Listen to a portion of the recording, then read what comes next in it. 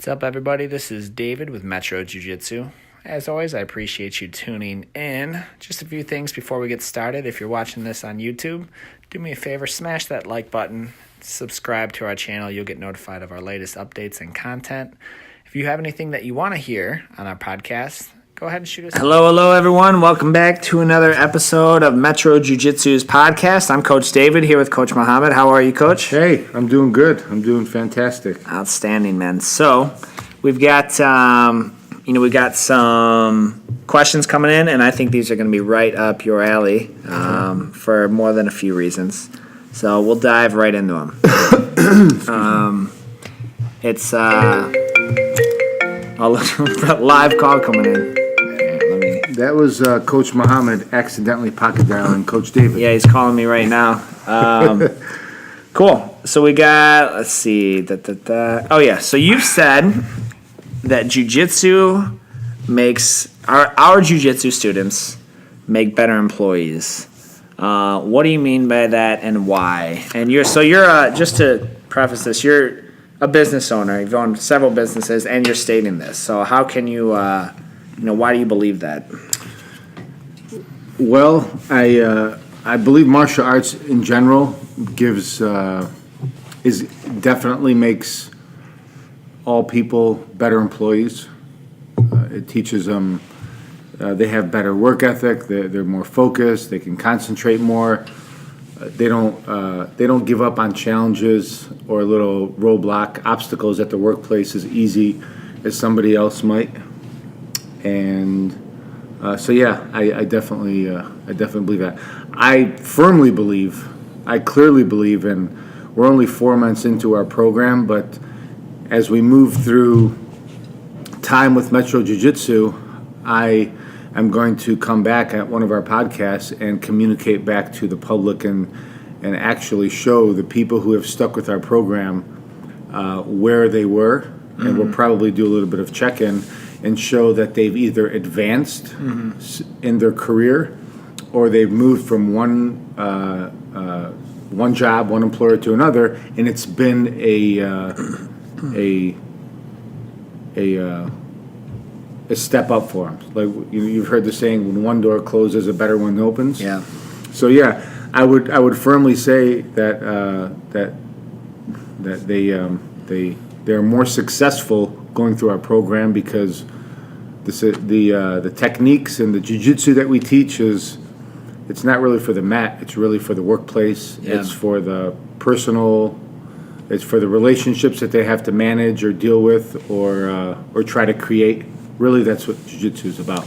Yeah, and if I could actually, I want to add one note to that too, that I maybe more so that it's easily overlooked, is the network from jiu-jitsu is super valuable. Because where else are you going to get that close with you're going to get it's a really intimate setting, close setting with almost every single trade there is, and you've got their attention now, and you've got their respect immediately. You've got immediate rapport with a lawyer, you've got immediate rapport with a medical doctor, and all of these different contacts that things like you and I have used over the decade. Yeah. And it's immediately built. So networking's huge in the business realm, and so it's you're kind of rubbing shoulders with any variety of it's funny you say that because I think we had a member sign up maybe last week, and we had one of our parents as a general contractor. Mm-hmm. Yep. And I don't think he's told one person in here what he does, right? Yeah, he keeps it real low key. Yeah. Oh yeah, really nice guy, and he's probably one of the best community members that we have. I wish we could model everybody after him and his daughter. But he was sitting there, and I think within 20 minutes we had 3 different trades walk through. Yep. One was a carpenter, one did concrete, and another did another thing. And it's interesting to see how the network that opens up for people through the type of people that martial arts and jiu-jitsu attracts. Sure. So yeah, so they all it was a great networking. Started talking shop right here by the juice bar. Yeah, that's funny. Okay, so Do you have any employees at your businesses train currently? I guess I should have. I know you've had like some people visit, but they actually train semi-recently, any of them? Or frequently, I should say. Yes, we have, I believe, we have one comes on a regular basis, and I've had a couple of my other employees stop in. And the regular one, he obviously a noticeable improvement since or improvement in productivity or good question. I think that what's really attracted to them, they've seen this Metro Jiu-Jitsu be built from the ground up. They've seen it. They heard about it as an idea maybe a couple years ago, and they all have known that I trained for obviously for many years. But they are they've seen it from the beginning, and they've seen the change in myself as a employer over the years, and I firmly believe that they know that it's come from a big part of it has come from training Brazilian Jiu-Jitsu. That's cool. That's so cool, man. So I also want to add something here. Of course.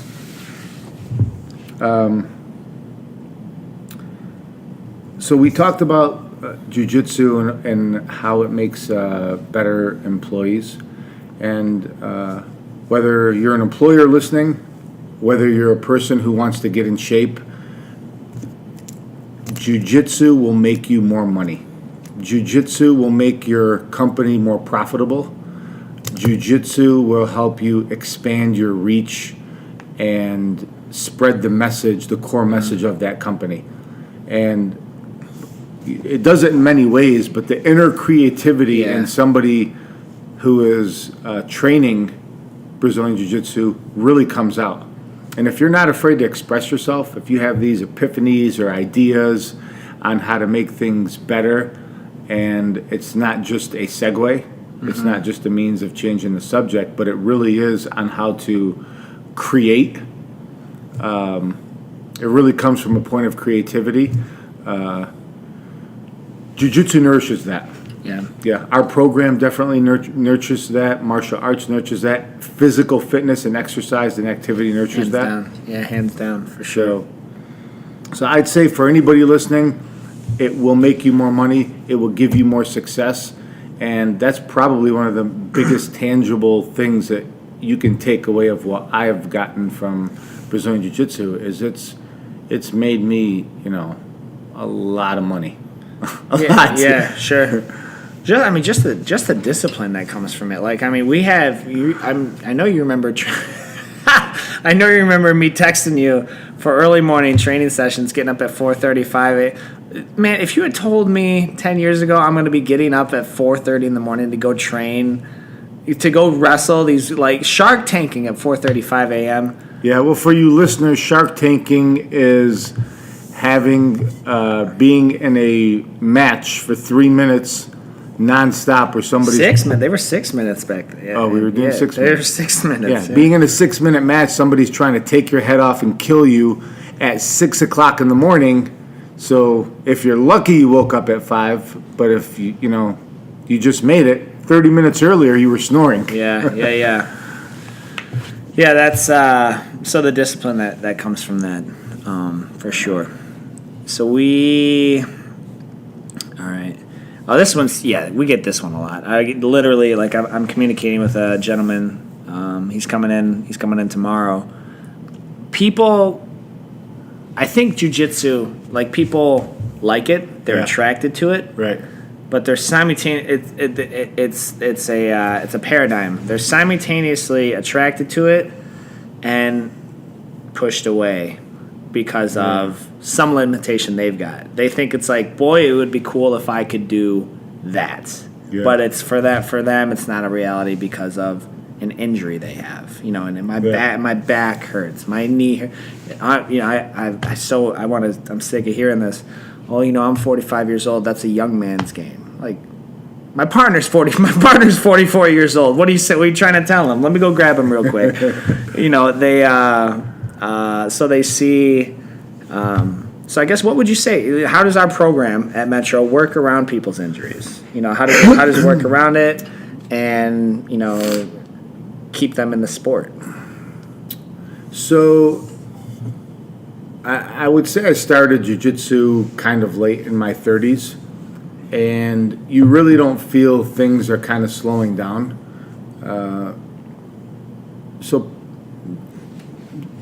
Just a quick backstory. I had complete ACL and constructive surgery on my left knee. And for anybody who knows soccer or basketball, you have to plant hard on your weak leg so you could go up for a layup or a dunk or just to kind of change directions. So right before I started jiu-jitsu, I was 32. Okay, I've been training 12 years now. And I had complete ACL constructive. I had a cadaver ligaments put inside my knee. And the doctor said, you know what, you're in really good shape, and you'll be able to go back to like weightlifting or limited basketball, but never anything like martial arts before. Never anything like martial arts. So I said, cool. I don't even think jiu-jitsu was on the table for me at the time, but I had this one friend who was really bugging me and said, you got to go check out jiu-jitsu. He's like, Mo, this would be great for you. I know you're going to like it. And he doesn't even train. That friend trains or no? No. He has kids who train now. Yeah, I got to tag him in this podcast when it hits. But I'm just like, leave me alone, please. So anyway, I rehabbed my knee. I lifted. I got into the best shape of my life. I was 32 years old, and I was able to run around and beat 18, 19, 20, 21, 22-year-olds, like in really any sport I was doing. It really drove me to be a competitive athlete. So to make a long story short, that knee I knew was just still not 100%. I knew it was never going to be. The muscle and the ligaments were just not the same as the right knee. But I did start the jiu-jitsu. I wasn't afraid to take a chance and try something new. So not only did I start jiu-jitsu, but the knee had never, ever, knock on wood, never came into play, never compromised, never sore because of the jiu-jitsu. It was really more sore from from running. Yeah. So that's jiu-jitsu is my first real sport. I played other stuff, but I mean, you see some of these highlights of things like football or it's not so much in the States, rugby or soccer, a sliding man. Those are young men's sports. You know what I mean? Yeah. Those are young men's sports. Yeah, and like you were saying the other day, is that you can actually sit down and you're not fighting gravity anymore. And if your knees or your back hurts, think about what happens when you sit down. Yeah. You take the pressure off them, so there's really it becomes less invasive of a type of movement because you have the floor helping you. Sure, absolutely. So and for those guys, Coach David, that that are worried about injuries, I actually, because I started so late in jiu-jitsu, I actually had to change my strategy because late into my 30s, I could slowly feel that things were changing. I didn't know what it was, but before that age started to kick in, I knew I had to make some type of adjustments. And at that point, I changed my training strategy to train, to not train as hard as I could. Yeah. And to train more frequent, but really try to go there to get the benefit of the jiu-jitsu without putting all the intensity in there. Yeah. And I believe that helped me to go through years of grueling training with guys that were younger than me, more advanced than me. Yeah. And well, you came to that a while ago, and that was a big thing. Faraz, I'm probably going to butcher his name, Faraz Sahabi, I was telling you about. Yeah. George St. Pierre's trainer. Yeah. That's his thing. He calls it that farmer strength, right? Yeah. Farmers don't get strong and I can relate to this growing up in the country. They don't get strong from like bench pressing 300 pounds one time. Right. It's that same bale of hay.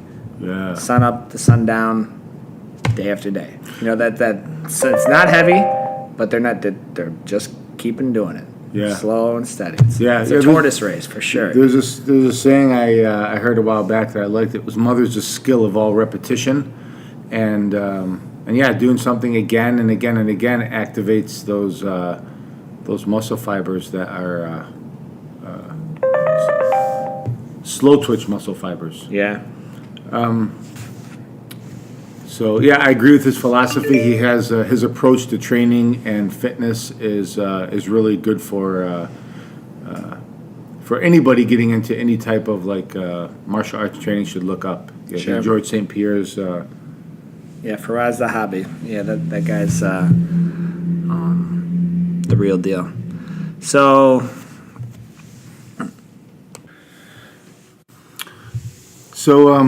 I just wanted to give a couple examples of how you could exercise. Like, how is it if you have an injury? And some of these questions are like are actually being generated right now through our social media presence. I got them coming through Messenger. They message our page, which you guys feel free to do. Message our page with any of these questions. So how is it exactly, like if I had a back injury, if I had a knee injury or a shoulder injury, how is it exactly that, how would it work? Like you have a legitimate injury, it's restricting you from doing some things.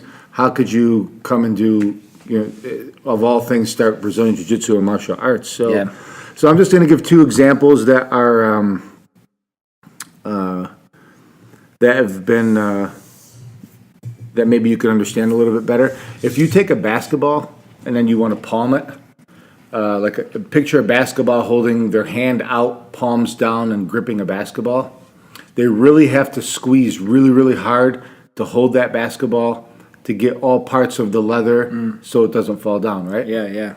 So all parts of their fingers are on the basketball. Yep. But if you take their hand instead of palm down and you face it palm up, the basketball is still sitting in their hand. Yeah. So the leather is still touching all parts of their palm. Yeah.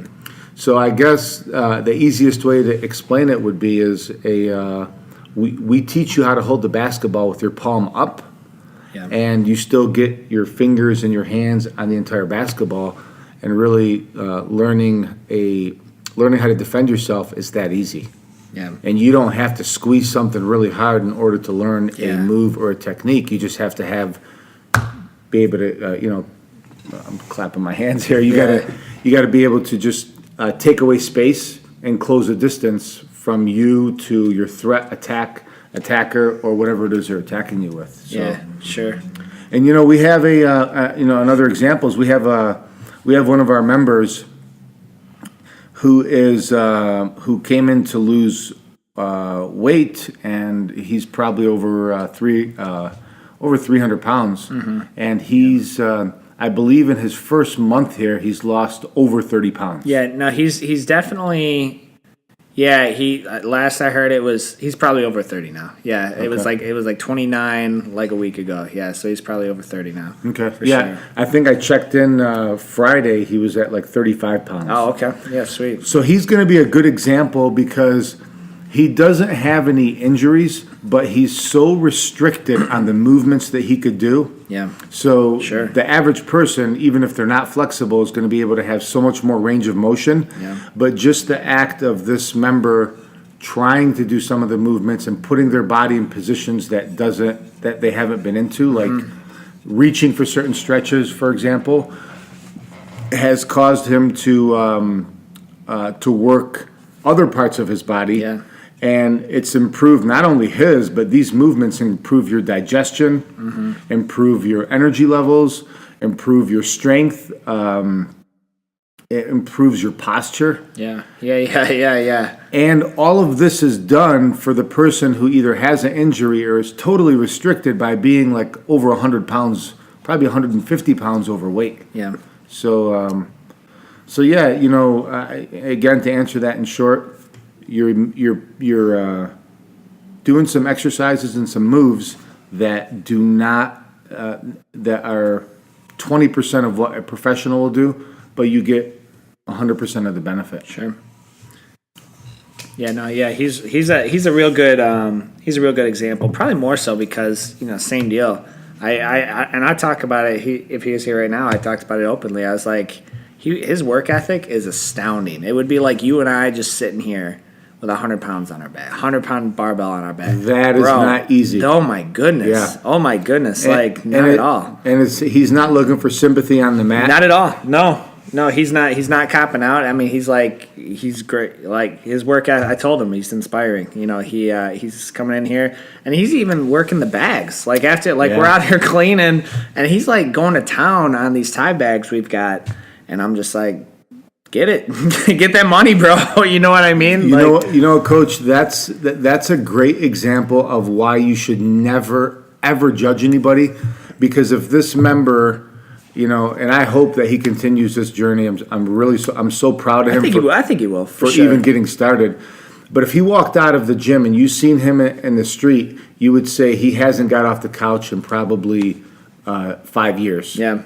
I mean, he looks that out of shape. But when he comes in here, you can't judge a book by its cover, because he's not lazy. Mm-hmm. He gives 100%. Yep. He's doing more and putting more effort in and doing more exercises with his limitations than, as much as any member. Yeah, I mean, imagine just an orthodox. I know we're going kind of odd. We're veering from injuries to like weight loss now, but it's just to add in.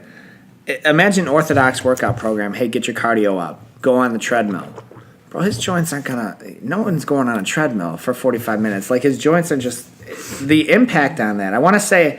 What is it? Like for every pound you lose, you're reducing 6 pounds of pressure on your knee. Is the stat I heard? So he's not going to be running. He's not going to be getting on a bike. You know what I mean? So he comes in here, he gets like 90 minutes of legit cardio. Like that's going to get results, and it's showing. And I've heard, I think I tracked it a couple years ago myself. You could burn like a couple thousand calories within one workout. And this, I'm just going to use anybody who thinks they're way overweight or they're not flexible enough or they just don't have the mobility to do any type of Brazilian Jiu-Jitsu exercise. If somebody's over 150 pounds overweight, think about, just lay down on your back or sit down and we'll tell you what to do from there. Right. I mean, it's that easy, and Literally. it's that easy, and that's how much extra less work you have to do, because for a 2,000 calorie workout, you get to sit on your butt or lay down on your back. Yeah. That'd be for sure easy sell. For sure, man. Well, thank you so much, Coach. As always, you've added huge insight and a lot of value to our listeners. And so, if you guys do have any more questions, there's a lot of different ways to get in touch with us. Email us metrobjj@gmail.com. We're on Facebook. You can message us. Instagram. We're also on Twitter. You can call us 734-225-6230. Or we're live and in person. You can come in. We're on Eureka, right next to Planet Fitness in Southgate, and come check us out. You can see the type of people that make up our gym, and we'll get you guys started for your free first lesson. So. Have a great day, and we'll catch you on the next episode. We hope you have enjoyed this podcast. As always, if you have any questions or anything you want to hear on our podcast, you can send those to metrobjj@gmail.com. Or perhaps you want to start your jiu-jitsu journey today and come check out our gym. We're located at 13555 Eureka Rd, Southgate, Michigan. And we're right next to Planet Fitness. Come on in. Our friendly staff will be happy to answer any of your questions and meet your goals. Talk to you soon.